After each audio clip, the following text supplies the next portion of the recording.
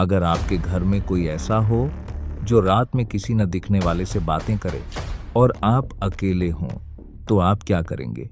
घर में सिर्फ दो ही लोग रहते थे, अनन्या और वह गोद ली हुई बच्ची। बच्ची का नाम उसने खुद रखा था मीरा। मीरा अजीब थी, बहुत ज्यादा। वह कभी रोती नहीं, कभी हंसती नहीं, बस अनन्या को देखती रहती, आंखें बिना पलक झपकाए। पहली रात अनन्या को लगा घर में कोई और भी है, किसी के चलने की आवाज, लेकिन जब लाइट जलती सब कुछ खामोश। दूसरी रात दरवाजा अपने आप खुला। मीरा अपने बिस्तर पर बैठी थी और खाली कोने की तरफ देख रही थी। उसके होंठ हिल रहे थे, लेकिन आवाज नहीं। तीसरी रात अनन्या ने मोबाइल कैमरा ऑन कर दिया। जो उसने देखा वह भूल नहीं पाई।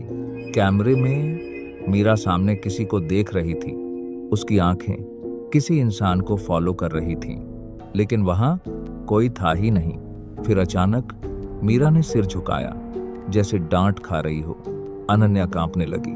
अगली सुबह अनन्या को अनाथालय की एक पुरानी फाइल मिली। मीरा के असली पिता एक हादसे में मरे थे। मरते वक्त उन्होंने मीरा को अपने शरीर से ढक लिया था। मीरा बच गई और उसी पल उसकी आवाज हमेशा के लिए चली गई। उस रात घर में ठंड असामान्य थी। दीवार पर एक लंबी परछाई हिल रही थी। अनन्या पीछे मुड़ी और मीरा को देखा।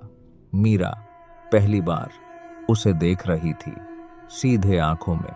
और पहली बार मीरा ने बोला, वो कह रहे हैं अब मैं सुरक्षित हूं। अनन्या की सांस रुक गई।